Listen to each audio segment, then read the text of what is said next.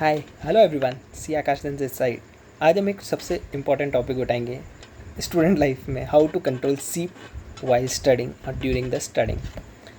सबसे बड़ी प्रॉब्लम होती है जब भी हम पढ़ने बैठते हैं, पढ़ते ही नींद आती है। यार क्या करें, नींद ही नींद आ जाती है, स्पेशली जब हम थ्योरी सब्जेक्ट पढ़ते हैं और ऑडिट एंड लॉ पढ़ते हैं जब, तो आंखें खुलती नहीं है भाई साहब।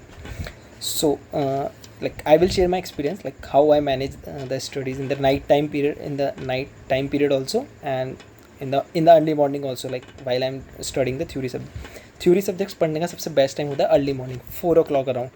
अगर आप उस टाइम पे पढ़ रहे हैं तो वो रिवीजन और स्ट्रेटेजी वाइज अच्छा रहता है, आपकी रिमेम्बरेंस पावर अच्छी रहती है। या फिर आप लेट नाइट पढ़ो सोने से पहले और उसको रिवाइज करके सो दो।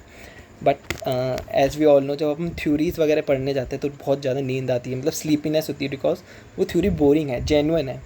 एज अ ह्यूमन बीइंग वो नींद आनी भी चाहिए। हाउ टू कंट्रोल, लाइक मैं क्या करता था, जैसे मैं ऑडिट एंड लॉ पढ़ता था जब थ्योरी सब्जेक्ट स्पेशली, तो एक एक घंटे का स्लॉट बनाता था। लाइक एक एक घंटे पढ़ता था, 5 मिनट का छोटा सा ब्रेक लेता था जब भी अगर नींद वींद आ रही होती थी, फिर वापस स्टडी बैक करता था।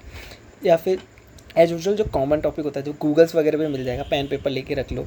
उस टाइम कभी भी आपका माइंड डाइवर्ट हो या थोड़ी सी भी नींद आने लग गई, कुछ भी लिख लिया पेन पेपर पे, जिस भी थिंग से आपका माइंड डाइवर्ट हो रहा है उसको पॉइंट लिख दिया, वो इंपॉर्टेंट है या नहीं है आगे करने के लिए, वो कर दिया।